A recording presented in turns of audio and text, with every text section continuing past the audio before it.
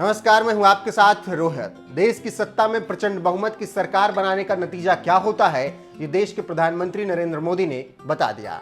साल 2014 में पहली बार प्रधानमंत्री का पद संभालने वाले नरेंद्र मोदी ने उसके बाद एक से बढ़कर एक कड़े फैसले लिए। फिर वो चाहे पाकिस्तान के खिलाफ सर्जिकल स्ट्राइक और एयर स्ट्राइक जैसे बड़े फैसले हों, या फिर कश्मीर अनुच्छेद 370 का खात्मा, या फिर हो वैश्विक राजनीति में भारत की मजबूत होती पकड़। इन तमाम फैसलों के दम पर विश्व स्तर पर पीएम मोदी की पहचान एक बड़े नेता के तौर पर उभरी है, और ये बात पड़ोसी देश चीन से लेकर पाकिस्तान तक मानता है।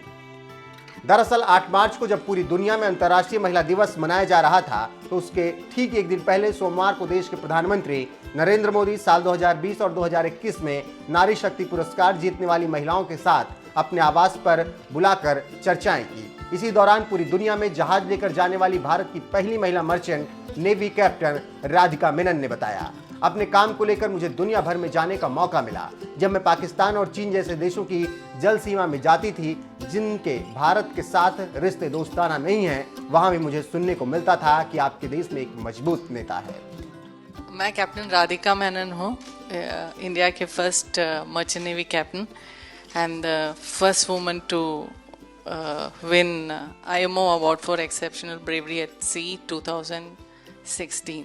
After you have come into power, there is a lot of improvement in maritime field and lot of inland waterways and a lot of encouragement. And I would like to share one of my experience with you.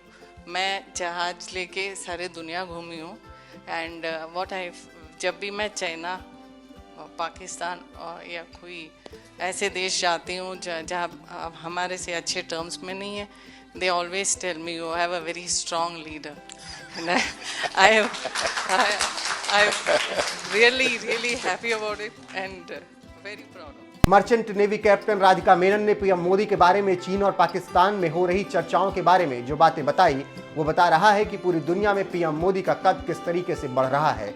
सिर्फ चीन और पाकिस्तान ही नहीं, इन दिनों रूस और Ukraine के बीच छिड़ी जंग ने भी बता दिया है कि वैश्विक राजनीति में भारत का क्या कद है। आज हालात ये हो गए हैं कि रूस के हमले झेल रहा यूक्रेन लगातार भारत के पीएम नरेंद्र मोदी के सामने गिड़गिड़ाते हुए अपील कर रहा है कि वो रूस को हमला करने से रोक दें। यहां तक कि भारत में रूस के राजदूत इगोर पोलिखा ने खुद पीएम मोदी के आगे गुहार लगाते हुए कहा था कि भारत और रूस के संबंध अच्छे हैं। नई दिल्ली यूक्रेन रूस विवाद को कंट्रोल करने में अहम योगदान दे सकता है। हम पीएम नरेंद्र मोदी से गुजारिश करते हैं कि वह तत्काल रूप से राष्ट्रपति पुतिन और हमारे राष्ट्रपति जेलेंस्की से संपर्क करें। इगोर पोलिखा ने आगे कहा, मोदी जी सबसे शक्तिशाली सम्मानित विश्व नेताओं में से एक हैं। रूस के साथ आपके एक विशेषाधिकार प्राप्त हैं, सामरिक संबंध है। अगर मोदी जी पुतिन से बात करते हैं तो हमें उम्मीद है कि वह जवाब देंगे। That's why at the present moment we are asking, pleading the support of India. India is the powerful global player, and in case of aggression of totalitarian regime against democratic state, India should fully assume its global role. Modi ji is one of the most powerful and respected leaders of the world.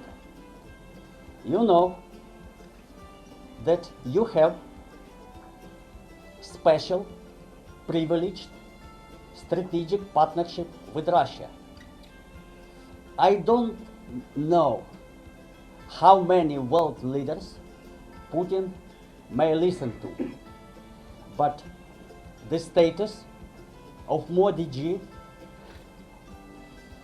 makes me hopeful that in case of his strong voice, Putin at least should think over. We are expecting for much more favorable attitude of the Indian government in this crisis situation. Bharat से मदद की गुहार लगा रहे Igor Polikha के बाद Ukraine के विदेश मंत्री दमियत्रो कुलेबा ने भी कुछ ही दिनों पहले पीएम मोदी से गुहार लगाते हुए कहा था कि प्रधानमंत्री मोदी का हम आह्वान करते हैं कि वह राष्ट्रपति से बात करें और उन्हें बताएं कि यह जंग किसी के हित में नहीं है। इस पूरे ग्रह पर अगर कोई इस युद्ध में रुचि रखता है तो वह केवल राष्ट्रपति पुतिन है, खुद हैं। रूस के लोग भी इस युद्ध के पक्ष में नहीं हैं।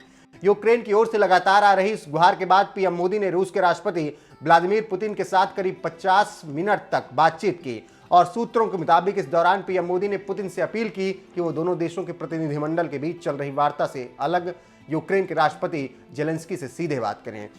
इस दौरान पीएम मोदी ने रूस के सीज फायर के ऐलान करने और लोगों की निकासी के लिए सुमी समेत यूक्रेन के कई हिस्सों में मानवीय गलियारा बनाने की तारीफ भी की। कुल मिलाकर जिस तरह से आज यूक्रेन रूस को रोकने के लिए भारत के आगे गिड़गिड़ाते हुए हार लगा रहा है और वो बिल्कुल मजबूर है, वो बता रहा है कि पीएम मोदी के नेतृत्व में किस कदर पूरी दुनिया में भारत का भौकाल बढ़ रहा है। वैसे भारत की इस ताकत पर आपका क्या कुछ कहना है, अपनी राय कमेंट कर हमें जरूर बताएं। साथ ही कैप्टन राधिका मेनन की तरह ही बाकी महिलाओं ने मोदी सरकार के बारे में क्या कुछ कहा, आइए आपको सुनाते हैं। कोई क्षेत्र ऐसा नहीं है कि जिसमें भारत गर्व न कर सके कि उनकी बेटियों ने उसमें योगदान नहीं दिया है। साहस का हो, सेवा का हो, संस्कृति का हो, क्रिएटिव एक्टिविटी हो, हर चीज में। सर आज तो सिर्फ धन्यवाद देने आई हूँ कि RPWD एक्ट 2016 में मिल गया, फिर एक्सेसिबल इंडिया कैंपेन मिला और अब न्यू एजुकेशन पॉलिसी हम सबके बहुत फेवर में है। मैं जहाज लेके सारे दुनिया घूमी हूँ एंड जब भी मैं चाइना, पाकिस्तान या कोई ऐसे देश जाती हूँ जहाँ हमारे से अच्छे टर्म्स में नहीं है, they always tell me you have a very strong leader, and I'm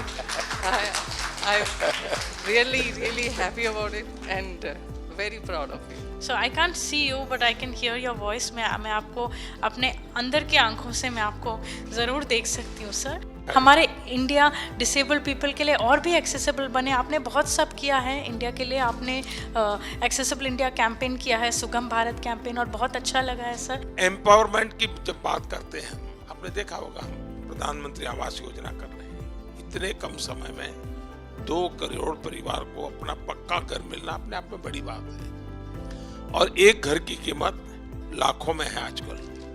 यानी एक प्रकार से 2 करोड़ मेरी माताएं लखपति बनी हैं।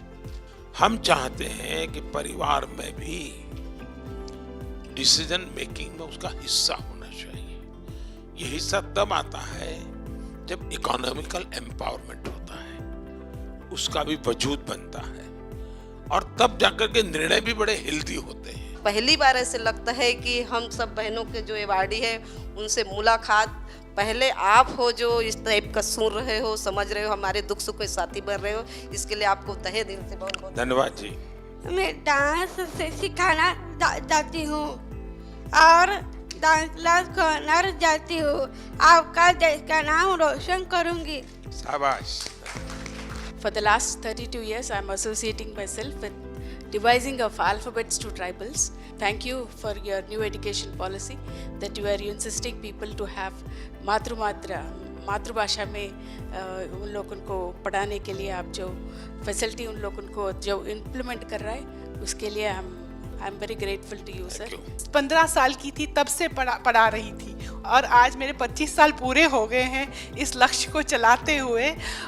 मैं बहुत खुश हूँ कि आप लोगों ने मेरे काम को अपने नज़रों में लाया, इसके लिए मैं बहुत धन्यवाद करती हूँ। सर मैं ऐसा समझती हूँ कि अब हमारे देश को टेक्नोलॉजी लीडरशिप इस्टेब्लिश करनी पड़ेगी। सर आपने जो बजट निकाला, मुझे उसमें एक बहुत खुशी लगी कि क्लाउड और एज इंफ्रास्ट्रक्चर को आपने इंफ्रास्ट्रक्चर बनाया है और मुझे ऐसा लगता है कि जैसे पुराने ज़माने में रोड और बिजली होती थी, आज के ज़माने में स्पेशली कोविड ने हमें सिखाया है कि आज के ज़माने में क्लाउड, एज और कनेक्टिविटी सर बहुत ज़रूरी है। अब सब जीवन में समाज के लिए, देश के लिए कुछ न कुछ करना और उसके पीछे एक सेवा भाव तो है ही है, परंतु मैं देख रहा हूँ कि इनोवेशंस भी हैं। सबका साथ, सबका विकास, सबका विश्वास। लेकिन इस आज़ादी के अमृत महोत्सव में मैं जोर लगा रहा हूँ सबका प्रयास। क्या कारण है कि हम पीछे रहे? दुनिया में पीछे रहने का कोई कारण नहीं है। हमारे पास सामर्थ्य है और इसमें सबका प्रयास बहुत आवश्यक है। कर्तव्य भाव जगाना बहुत आवश्यक है।